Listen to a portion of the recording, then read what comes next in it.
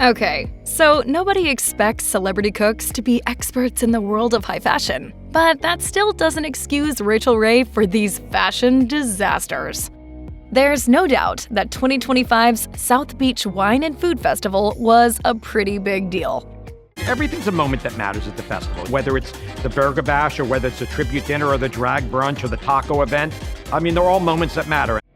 Still, it might be fair to say that Rachael Ray went a little overboard with her layering at the event, pairing a medium-wash denim button-down shirt with a design-heavy black leather jacket. Obviously, there aren't any specific rules against pairing leather with denim, and if done correctly, these contrasting fabrics can give off a cool, chic vibe. But in Ray's case, the two garments definitely clashed. Both the denim shirt and the jacket served the same purpose, in that they both added coverage to the outfit. So putting one on top of the other didn't really make much sense. They also fought too much for attention, drawing focus away from the better qualities of both and making the outfit appear clunky and overwhelming. In an ideal world, Ray would have ditched the denim shirt and gone with a plain black or white t-shirt instead, helping to keep the jacket as the focal point of the overall look. Many people find jumpsuits difficult to style, as it can be a real challenge finding one that fits properly in the torso, hips, and legs. As a result, most jumpsuit wearers end up making compromises when it comes to style or color. And that seems to have happened to Rachael Ray back in 2016. The stripe, floral, and tribal print jumpsuit Ray wore to the Nutrish Yappy Hour was unflattering on multiple fronts. The cut of the pant portion was tapered in a way that resembled pajama pants, for example, while the overall design didn't help either. The combination of dark geometric florals and tribal print was more reminiscent of an antique couch rather than a piece of clothing. It wasn't all bad, though. The top of the jumpsuit was at least barely visible, since Ray chose to add a cream blazer with a modest V neckline. This was probably a good decision. The blazer disguised a decent portion of the jumpsuit's color and pattern and breathed some much-needed life into the overall outfit. The cream color of the blazer brought out similar hues in the pattern of the jumpsuit, making the whole look generally seem more daytime appropriate. Throw in some flaring on the jumpsuit's legs and this look may have been salvageable. Alas, it didn't quite hit the mark. If you're judging fashion from the past, context is everything. Trends come and go, after all. So it's not always fair to evaluate someone's past choices through the same lens we'd use today. Oh, those are so last season. Sometimes, though, this isn't enough to excuse a bad outfit, such as the grunge-inspired look Ray wore to a book signing for Rachael Ray's Look and Cook in 2010. Let's start with the positives. Her makeup gives the perfect combination of smoky, cool tones, and slightly messy application that people love about grunge-leaning looks. Pale lip gloss and a subtle hint of blush also helped deliver this vibe. So it's a real shame that Ray was so badly let down by her outfit. Her ensemble featured an olive green and leather jacket, which would have been fine with a black blouse or t-shirt with jeans, but it was hardly ideal on top of a gray, green, and purple knee-length dress and frumpy black leather boots. Again, the idea of less is more appeared to be lost on Ray's sense of style. The mixing of fabrics, textures, styles, and patterns gave the outfit a messy feel, but not in the cool girl, grungy way that Ray likely hoped for. Meanwhile, the long, chunky chain statement necklace seemed like an afterthought, and it didn't match the intended aesthetic at all. Consistency is important when putting an outfit together. Making sure each piece of a look belongs in the same time and place ensures that the outfit is cohesive and appropriate for the occasion. Yet, Rachael Ray seemed to have lost the plot at the Amstel Light Burger Bash in 2014 when she added a straw fedora to a dark, knee-length dress and brown leather wedges. The fedora was a strange choice, to say the least, though it might have seemed less out of place had it meshed better with the other elements of the outfit. Instead, though, this sunny straw hat stood out starkly against the dark fabric of her dress and shoes. The level of formality was mismatched throughout the outfit, ranging from casual daytime to more formal nighttime apparel. If Ray really wanted to incorporate a hat in that style, a light, natural fiber dress or shirt and pants combo would have been a more appropriate choice. The dress itself was also an unflattering length. Shortening the skirt by a couple of inches would have prevented it from cutting her off right at the knees. while the brown leather wedges could have been switched out for a woven material in a lighter color. Celebs need to put their best fashion foot forward at the Emmy Awards, whether they're strutting down the red carpet, presenting awards, or receiving them. What's been the best part of these past few weeks following your nomination? Can I say wearing the clothes?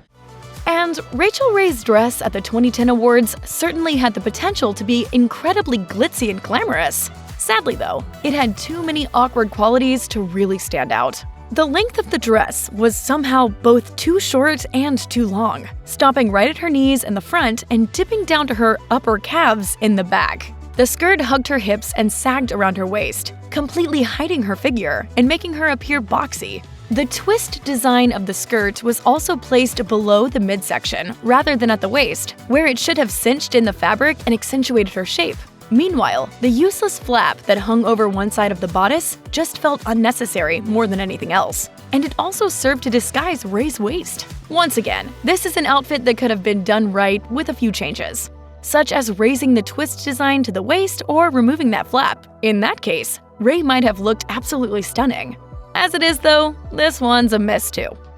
It's never easy to figure out your own personal style, especially when you've got formal events coming up on the social calendar. Still, it's always worth the time and effort to assess what styles work best for you, so that you can always look and feel your best.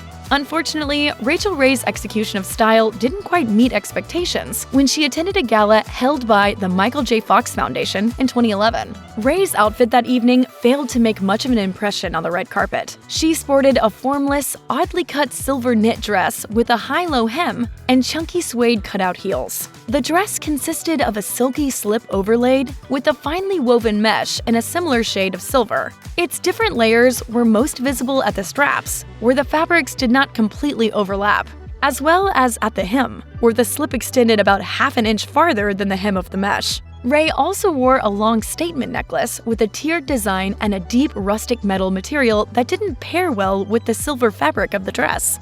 The shoes were a great color match, but the cutout style, suede material, and low chunky heels were less formal than the rest of the outfit, making for a mismatched final look. Coco Chanel once said that you should always take one thing off before leaving the house. And she was right too. An outfit that's too busy or over-accessorized not only overwhelms the silhouette of the person wearing it, but also distracts from the features of each garment they wear. Sadly, Rachael Ray didn't appear to have heeded Chanel's words of wisdom during her feedback party at South by Southwest in 2019. It's really about women supporting women and becoming more of a part of the Austin community. Ray was much too heavy-handed with her accessories, pairing a metallic pewter, three-quarter sleeve jacket with a patterned statement scarf. She completed the look with a basic black tee-length dress, a nearly invisible chunky leather belt, and black cowboy boots.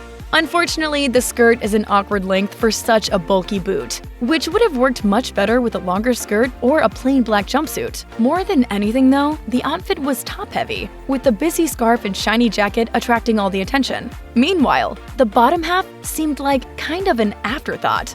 Ultimately, the outfit came off too unbalanced, and it would have benefited greatly from a little more restraint in the accessory department. If she were to follow the wisdom of dear old Coco, Ray might have taken off the scarf on the way out the door. It wouldn't quite have saved the day, but it certainly might have helped.